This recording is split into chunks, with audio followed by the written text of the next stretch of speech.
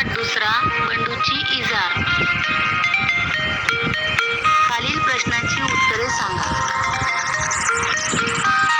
बंडूचे गाव कोणते? बंडूचे गाव बावची. बंडूचा व्यवसाय कोणता? बंडूचा व्यवसाय शेती. नाकासमोर चालणे म्हणजे काय? स्वतःच्या कामाशी काम करणे, इतरांना त्रास न देणे. शिडशिडीत अंगकाठी म्हणजे काय? शिडशिडीत अंगकाठी म्हणजे सडपातळ शरीर. बंडूची इजार कोणी शिवली? बंडूची इजार धोंडू मामांनी शिवली. इजार किती बोटं लांब झाली होती? इजार 4 बोटं लांब झाली होती. बंडूने पत्नीस इजार नीट करण्यास सांगितल्यावर ती काय म्हणाली? बंडूची पत्नी म्हणाली, सकाळी सकाळी हे काय सांगत आहात? मला जेवण बनवायचं आणि मित्राच्या शाळेत जायचं. मला नाही जमणार. बंडूने बहिणीस इजार नीट करण्यास सांगितल्यावर ती काय म्हणाली? बंडूची बहीण म्हणाली, मला खूप अभ्यास आहे आणि आता कॉलेजची वेळ होईल. तू आईला सांग. बंडूने आईस इजार नीट करण्यास सांगितल्यावर आई काय म्हणाली? आई म्हणाली, इकडे ठेव तुझी इजार. इथे वैरण कापून कापून माझ्या हाताचे तुकडे पडले. नंतर बंडूच्या बहिणीला काय वाटले? नंतर बंडूच्या बहिणीला वाटले, आपला भाऊ किती राबतो, कष्ट करून मला कॉलेजला पाठवतो. मी दादाचं इतकं काम केलंच पाहिजे. सगळेजण इजार नीट करण्यास नाही म्हणल्यावर बंडूने काय विचार केला? सगळेजण इजार नीट करण्यास नाही म्हणल्यावर बंडूने विचार केला की आपले काम आपणच करावे. इजार कोणी कोणी नीट केली?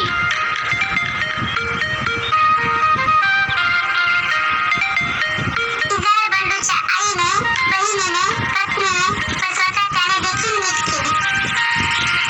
नीट झालेली इजार बंडूने घालून पाहिल्यावर इजार कशी झाली होती? नीट झालेली इजार बंडूने घालून पाहिल्यावर इजार खूपच आखूड झाली होती. इजार जास्त आखूड का झाली? कारण घरातील 4ही व्यक्तींनी इजार 4-4 बोटं कापली होती. चौघेही खळखळून का हसतात? कारण चौघांनीही इजार कापली असते, पण एकमेकांना ते माहीत नसते, म्हणून चौघेही खळखळून हसतात. रिकाम्या जागा भरा व वाक्यांचा अर्थ सांगा. चुलीवरच्या तव्याची रिकामी जागा काळीभोर झाली होती. चुलीवरच्या तव्याची पाठ काळीभोर झाली होती. अर्थ म्हणजे चुलीवरच्या तव्याची मागची बाजू काळीभोर झाली होती. कपाचा रिकामी जागा तुटला होता म्हणून दिलावरने चहा ग्लासात ओतला. कपाचा कान तुटला होता म्हणून दिलावरने चहा ग्लासात ओतला. अर्थ कपाचा दांडा तुटला होता म्हणून दिलावरने चहा ग्लासात ओतला. हा नारळ नासका निघणार. नारळाच्या रिकामी जागा बघून धनव्वा म्हणाली.